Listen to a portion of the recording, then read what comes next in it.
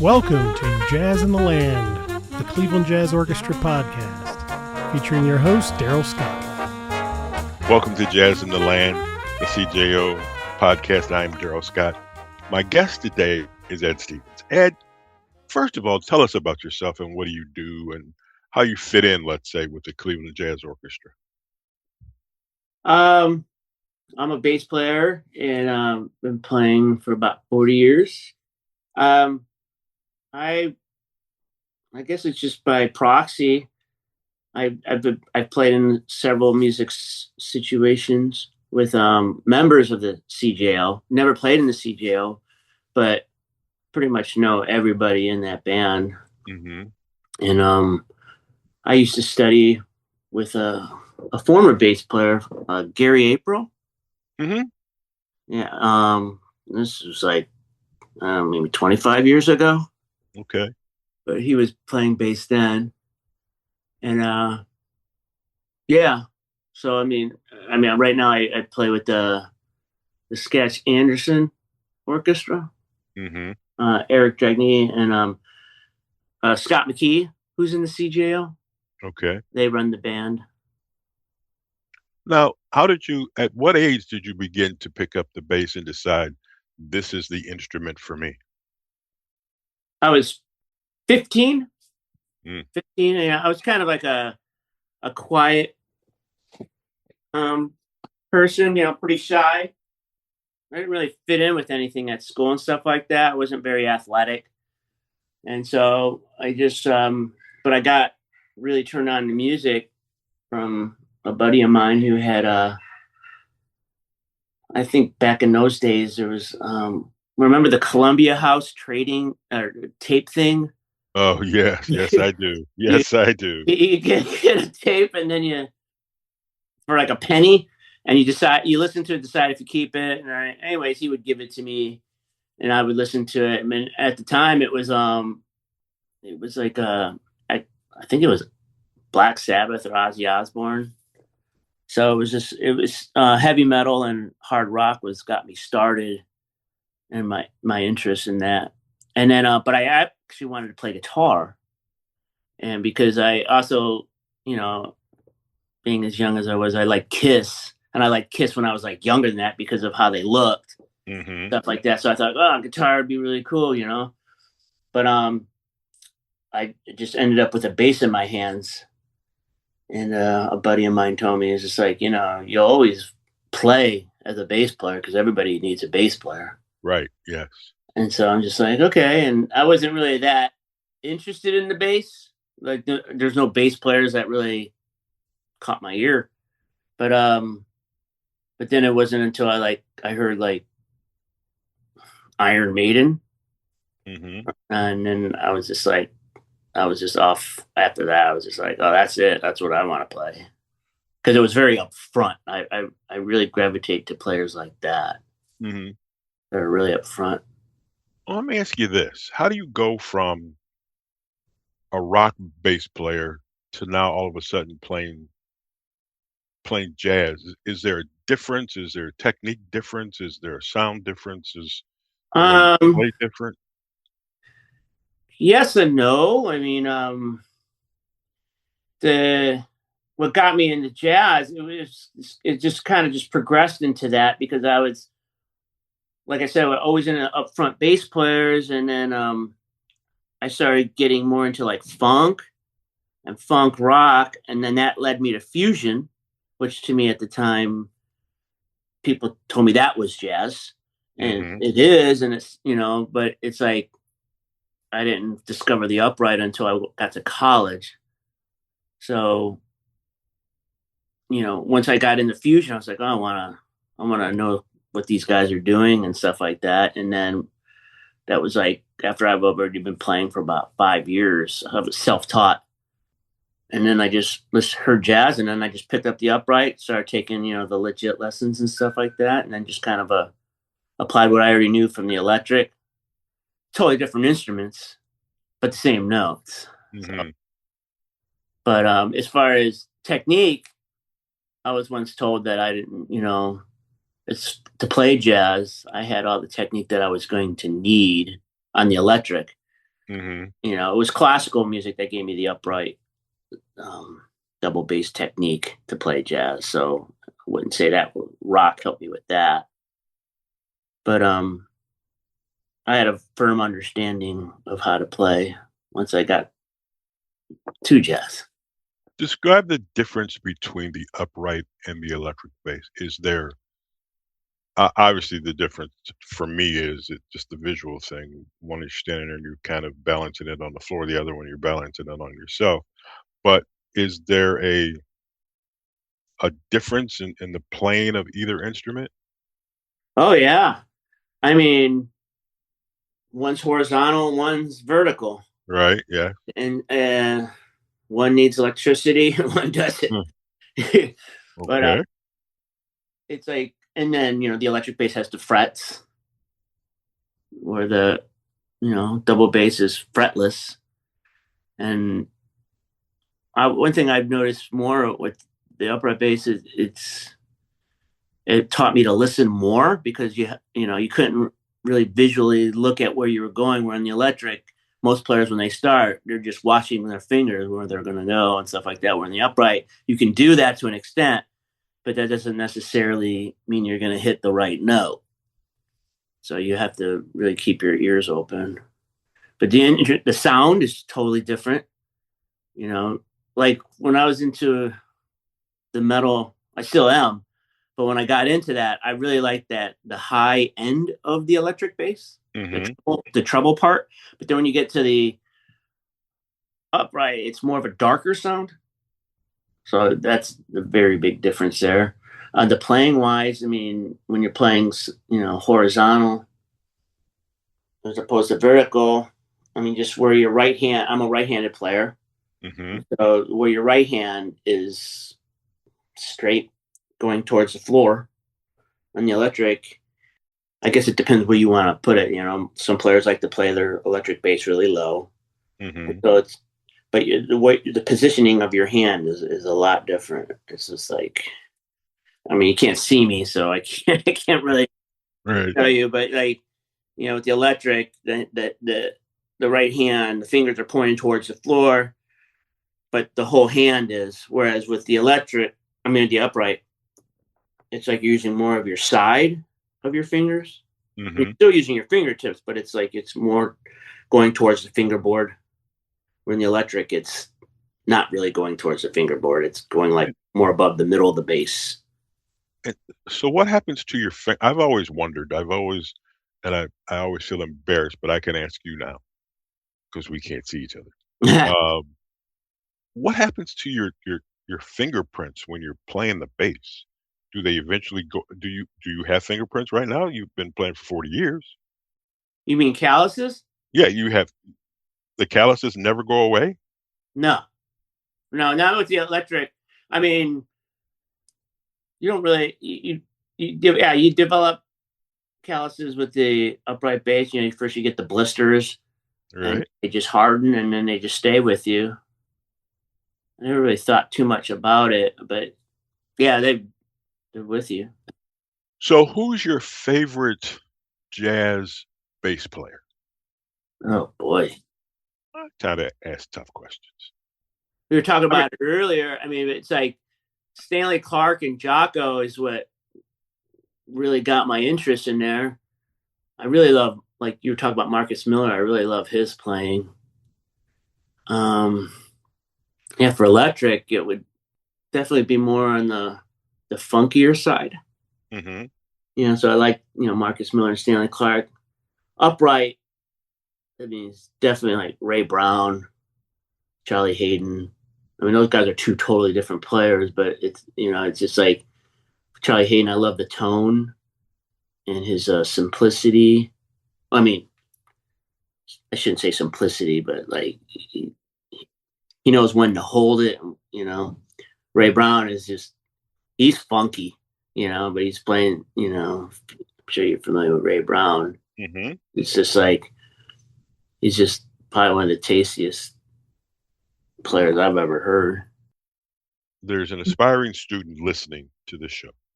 Mm-hmm. What would you tell them is the key thing, especially in the beginning of their career, is a key thing they need to practice, work on if they want to be a quality bass player? Learn the tunes. Learn as many songs as you can. I wish, when I first started, I was all consumed with, when you're getting into players like that, what grabs you is like the versatility and the licks and all that stuff. And that, so I kind of went backwards.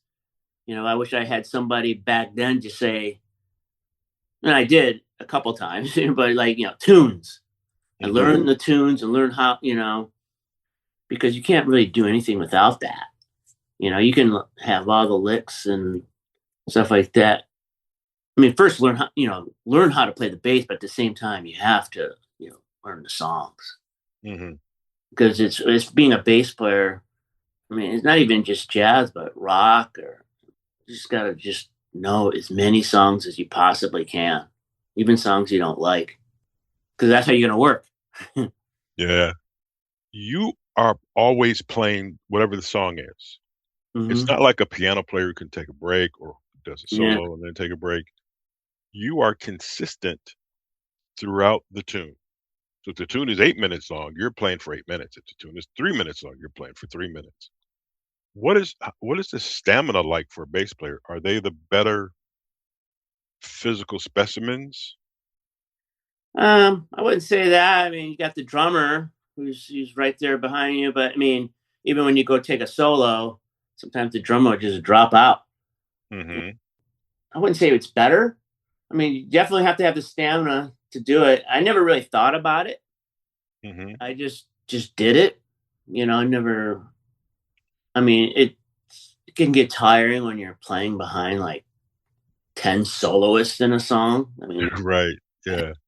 I can, but if you're doing it right, that soloist is, going to new heights and stuff like that, and just makes the whole group together pretty awesome. So like you're just constantly engaged. So you're not really, it's just like anything you're working at. If you're constantly engaged, you're not really thinking about how much you're doing. You're just doing it. Are you exhausted after shows because you're depends. You don't get a break? It depends. I mean, how intense the music was, how hard the music was.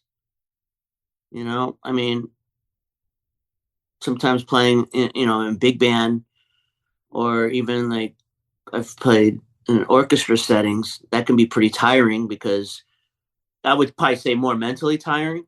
Physically, I'm never tired.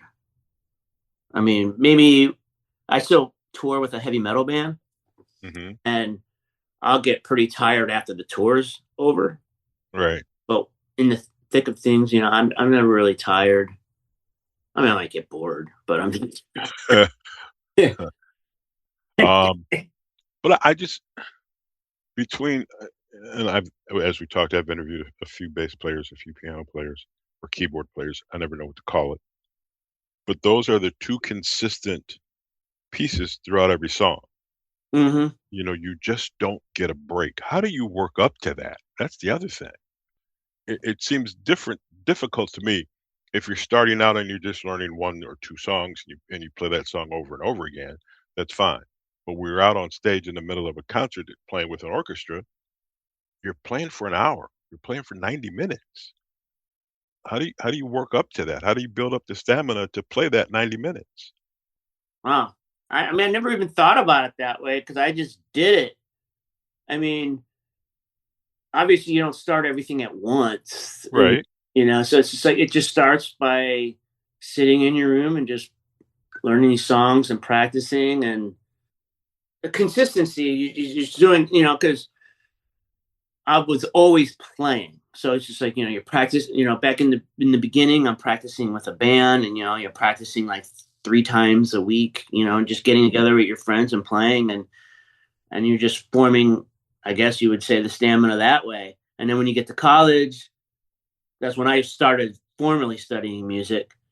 It's the same thing, you're in your ensembles and you're in the practice room, and it's just like, so the physical part of the instrument it's the same as like if you're an athlete or something like that. You just got to be consistent at working at it, and it'll stay with you for the most part.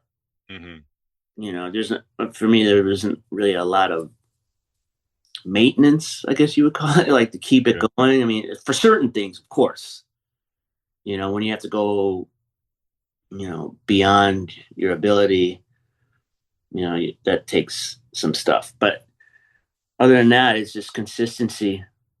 If I had to ask you, I'm going to put you on the spot. We're going to take the rock music out of it for this question. Mm-hmm. If there is one jazz tune that you love to play, that if somebody walked up to you and said, we're going to play this song, that you would kind of go, I love this and I could play this song forever. And if there's more than one, that's fine. But what are those songs? Songs that you look forward to, songs that you go, I want to play this. I like Nardis. Mm-hmm. It's mostly like minor songs, I guess. I don't know if that's the rock metal in me, because like, you know, there's so many songs. Well, name them. Israel. I guess I think about the bands that the groups that I like Days of Wine and Roses, the modal stuff. I like that stuff a lot. You know, like whether it's Impressions or. It's always been a question for me. If the band didn't have a set list and the band could just play what they want to play, hey, we're coming out here, we're going to do what we like. Right. I wonder what that show would be like, what that concert, that 90 minutes would be like. And I obviously, in some cases, it would be most of the time, it'd be very good, but it's also a different flavor, so to speak. If I came in wanting hot and spicy and you gave me honey mustard, I still like honey mustard, but it's not what I was expecting, but it still sounds very good. So I think my question is, like, what is that? What would you do? You know, what songs would you play? I guess it just depends on the group of people you're playing with. I mean, if you're with a band, you can work out like a cohesive, like, what do you want the band to sound like? I mean, right. In a jazz sense, you know, and you guys all agree of what songs you want to play, you know, and you can just veto it, you know, maybe I don't want to play that song. It's like, okay, well, let's find a song, you know, very democratic. But then there's the other, you know, where most of the time I'm doing is just, you're on a gig and no one's ever asked me what songs to play, you know, they're just like, this is what we're playing, play it, you know? And if you don't know it, you better get to know it within, you know, 30 seconds of the tune, you know, but, have you ever been? Most of the time, I like the songs, whatever it's called, you know, I like them and stuff like that. But yeah, as far, you know, I like fast and I like, but I also love ballads. So I don't know what to talk about. Sorry. I don't know what to talk about. But, you know, like Body and Soul. I love that song, you know. Okay. I never really thought about what song, like after I play that song, I'm like, man, I really like that song. I never really had to stop and think about it. Right. Okay. I'm always on to the next song. Like, oh, what are these guys going to call next? Right. You know? Ed, greatly appreciate the time. Have learned a lot. And I'm going to say this. I guess if I were to play an instrument, it would be the bass, just because I just think bass players are cool. Oh, yeah. They just have, I think of the expressions on their faces, the movements that they make, and that sort of stuff. But it's like, but you're carrying the band because you're playing throughout the whole song. Great to have you on the CJO podcast, Jazz in the Land. I appreciate it. Thanks for having me. Next time you're out and you're playing somewhere, if I am in the audience and some guy walks up to you and says hello, probably me. All right. Thank you once again. You've been listening to the CJO podcast, Jazz in the Land. There's more after this. You can preserve and protect the great musical heritage of Cleveland by supporting Cleveland Jazz Orchestra's mission to increase awareness and appreciation of jazz by engaging the community with original music and exceptional performances and inspirational educational programming. Go to clevelandjazz.org and click Donate today. Welcome to Jazz in the Land, the original CJO podcast. I am Darrell Scott. Our guest today is a gentleman. I'm going to say this. I'm not going to rag on him about his name. I'm not going to play that. When I tell you his name, you'll know why. But ladies and gentlemen, let's talk to Johnny Cochran Jr., correct? Yes, correct. Which makes it even worse if you think about it. But I am not going to do that. Tell us about yourself here, Johnny. What's going on? What instrument do you play? You grew up in Cleveland, where, so forth and so on. Yeah, so I'm a saxophone player, multi-instrumentalist, I would say, because I play saxophone and clarinet and flute and piano and bass. So I I grew up in Cleveland on the southeast side of Cleveland, around the Bedford, Maple Heights area. Right off 480 on Lee Road.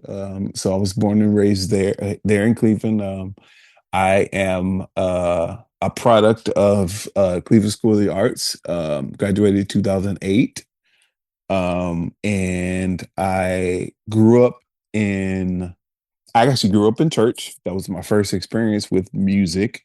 I am a lot of people don't know this. Some people know this, but a lot of people don't know this. I'm actually a pastor's kid. I'm a PK. So my dad's a pastor, but I grew up in church and I grew up around music. Mostly on my mother's side is where all the musicians are. I have cousins, aunts, and uncles, singers, drummers, basses, piano players, like all on my mom's side of the family. So that's where the music gene came in. So I experienced all of that while being in a church setting. So. And my grandfather was a gospel quartet singer from the Hammond Singers, which is, my mom grew up in that because she had, I have aunts and uncles that all did music like me when I was a kid, singing gospel music, traveling from church to church, singing gospel music. And so I grew up around that, and at family gatherings we were always singing, and it was music has always been a part of my life.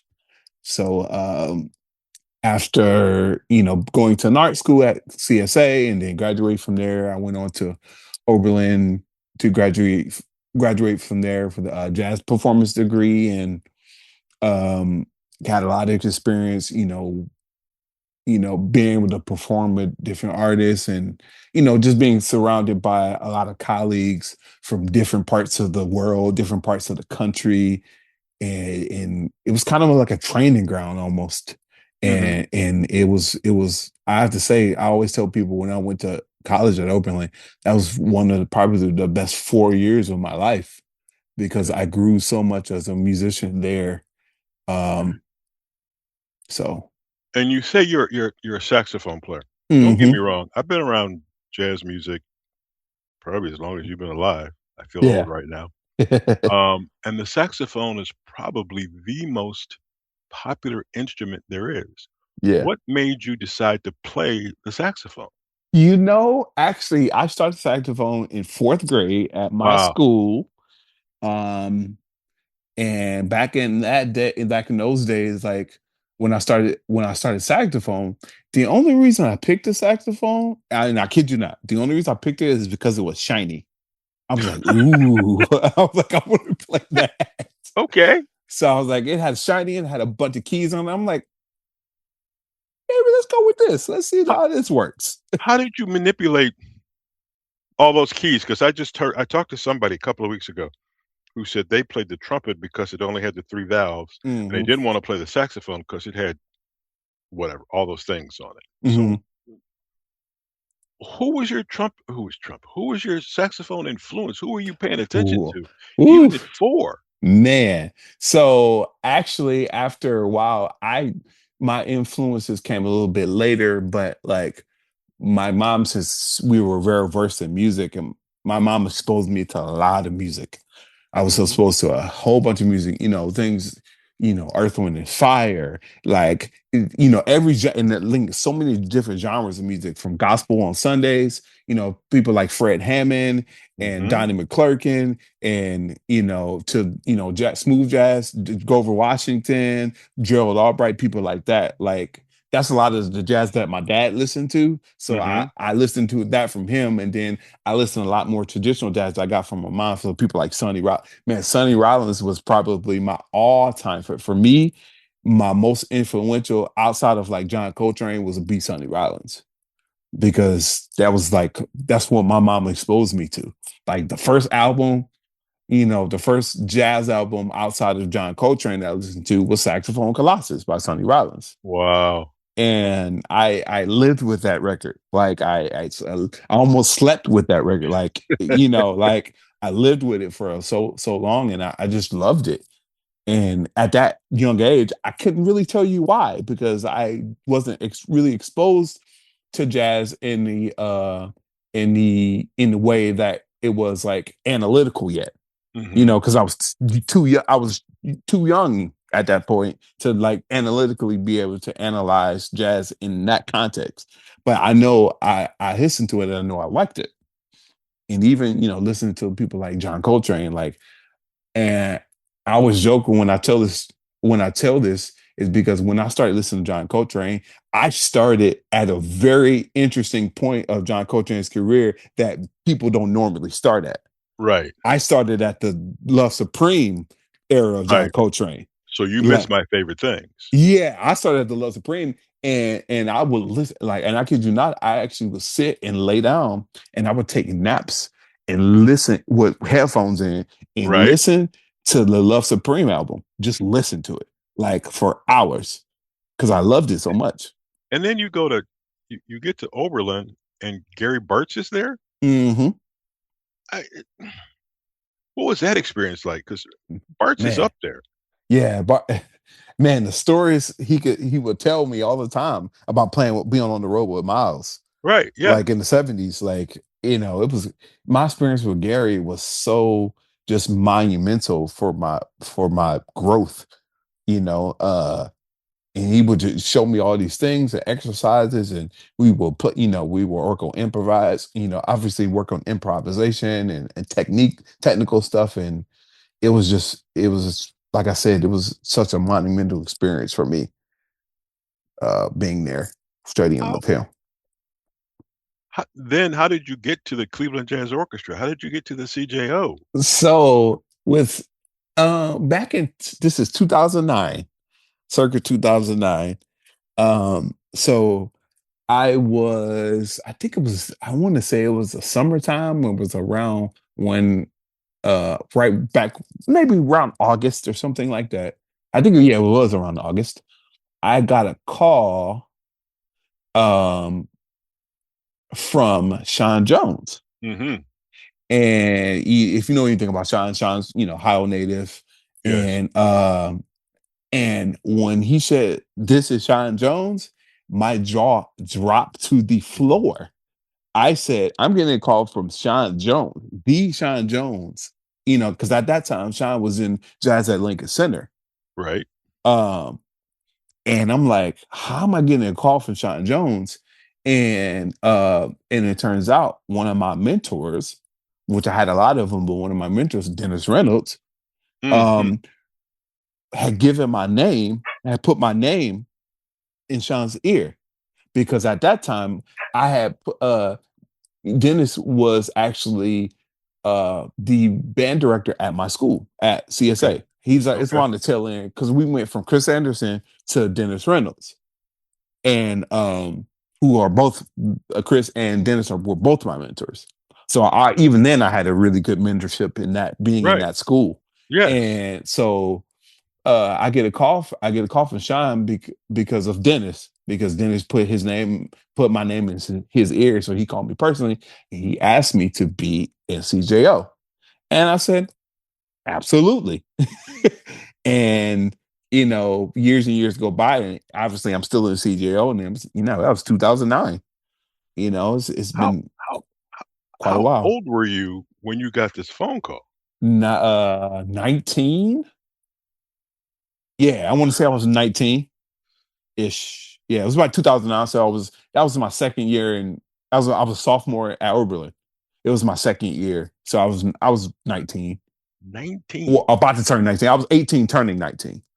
And you're playing in the CJO. What's your fondest memories of playing in the CJO? Man, like I remember being very nervous because I was so young, and I was like, man, because I was no offense to anybody in there, but I was like at that point I was the youngest person in that group, along with a couple of. I mean, even the people that were on my age were still maybe 5 or 6 years older than me, but Right. like being the youngest person in that group was like very almost intimidating because I was like, man, I feel like I shouldn't be here. I'm too young to be here. I'm too inexperienced to be here. But even being there, I grew. I grew into the position almost. So what are you learning and gathering from the mentors around you, the other folks in the CJO that has contributed to your growth and your ability to play music? So I'm gathering that that how important consistency and heart and just owning your craft and how important that is.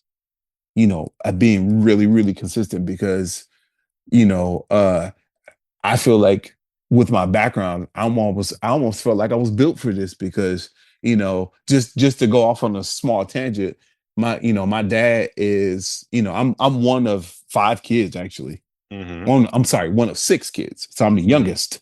And all the boys in my family, uh my dad has a construction background.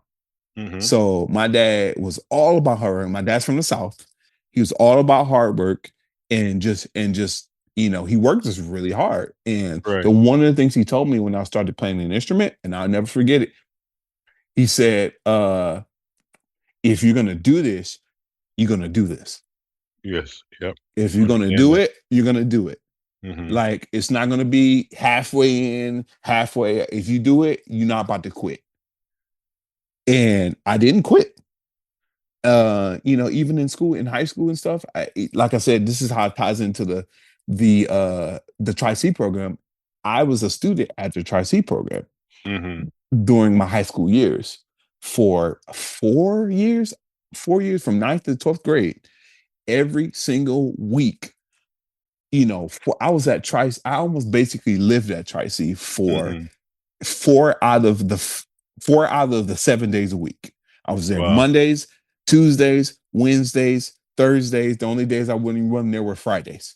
Like, and I was doing programs and playing in the Tri-C Jazz Fest High School All Stars back when that was a thing, Right. and being in these groups, Latin ensemble, having a private teacher. Ernie Krivda who was my private teacher back then when I was in high school, and that in itself was intimidating because here I am, I'm in 10th, ninth and 10th grade, and I'm studying from somebody that's well beyond their years, Right. and and that takes music very very seriously, you know, and as a teenager, I'm like, man, this is really something. But when it comes to that sense of being consistent, I learned that from my dad, from my days of doing construction work back with my father. It's amazing the correlation you make between working hard and then playing music. So right now, how often do you rehearse? How often do you practice your craft? Oof. Man, the challenge of having a family and being a musician is Yeah. very difficult, especially having within the last couple of years. With having three kids and then managing a household, honestly, if I'm very consistent, I try to at least get an hour a day, Wow. if I can, generally. And I'm pretty meticulous with my schedule. So, like, and I'm a teacher. I also Mm, teach. mhm. So I teach K-5 right now. And I've been doing it for the last four at my school. I've been doing it for the past 4 years. I'm going on 5 years right now. And I've taught at a different school before I was at my school. So, but I've always taught kids. I did a program with Chris Anderson where he was running open tone music. So I was teaching kids, there too. So I've been teaching when it comes to my years on teaching. I've probably been teaching well over probably a decade or so, just teaching.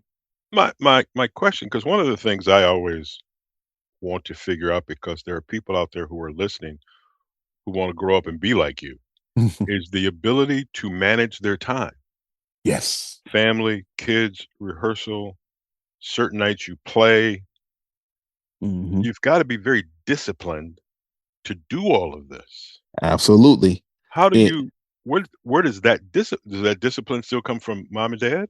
Yeah, absolutely, absolutely. It definitely comes from them, and especially my dad, especially my mom, because my mom actually passed in 2021 Sorry to hear that. from cancer. But she was such a hard worker.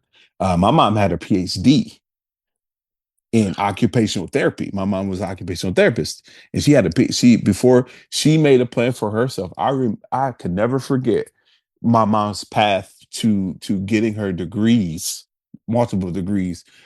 She started her undergrad when I was in elementary school, Mhm. and I remember her. I remember my my dad's sister taking me to school. Actually, my mom would take me to her class with her, and I would sit outside of the classroom while she was in class Mm. and wait for my aunt to come pick me up to take me to school. And I would go to school, and my mom got her degree there. And then she waited a couple years, raised us a little bit Right. more, went back for her master's degree, and then we went right into her doctorate. So Your your musical history, your journey is impressive just because of all the things that you've done, all the greats that you've studied under, the the the schedule you have kept and still continue to do this. What is it about this music? What is it about, and I've been to several CJO concerts. mm, So if you're at the next one, we got to talk. yeah, I'll be there. Um, what is it like to sit up there amongst that group of people and play to that crowd, knowing the effect you have, but also coming from a place where you've come from? Mm. It's really nothing like it. There's a you know I I'll say this for myself. There's nothing like there's like some kind of power behind being able to speak to people musically. Hmm. Knowing that I've been through what I've been through, because of a lot of times in my upbringing. The things I've been through. I can Right. really speak through when I play. So anytime I play, I don't halfway. I never halfway it. Hmm. Never ever halfway it, because I always hear that voice saying, you know, nah, we're not doing this halfway. We're doing it all the way. And way before your time, there was a group called the Heat Wave who made a song called "Ain't No Half Stepping," Yep. and that's what this is all about. Are you participating in the May 1st show? I will be there. Yes, Sure, absolutely. we will talk at that point. So, folks, if you want to come out and see this young man play, you got to get tickets to that May 1st show. And it's Woodstock and a couple other things Hmm. going on. So, um, you have an impressive biography, progressive. I am honored to have met you. I Oh, can't wait thank to you. talk to you, man. This will be interesting because of what you've done. What does the prestige of playing with the CJO mean to you? Honestly, it's such a wonderful opportunity, um, as an artist and as a musician, to be a part of an organization that really pours into that pours into to especially young talent. A lot of what the CJO does is outreach. Mhm. We do outreach at schools. We go to this school and that school, just to pour into kids, and let them know that, there is things you can do in the music circle, and you can be successful, with being in music for sure. It's possible with hard work and dedication. It's definitely possible. For Johnny, sure. this has been cool. I'm glad we got to speak. Like I said, I will find you on the first, and we can continue our conversations. Ladies and gentlemen, you've been listening to Jazz in the Land, the original CJO podcast. I'm Darrell Scott, and there's more after this. This has been Jazz in the Land, the CJO podcast on behalf of the Cleveland Jazz Orchestra. Thanks so much to our board and staff and audience and supporters, and especially to the crew that makes this podcast possible, including host Darrell Scott, producers Scott Marsh and George Carr, and associate producer Ricky Exton. Thanks again for your time, and we look forward to sharing jazz with you in the future.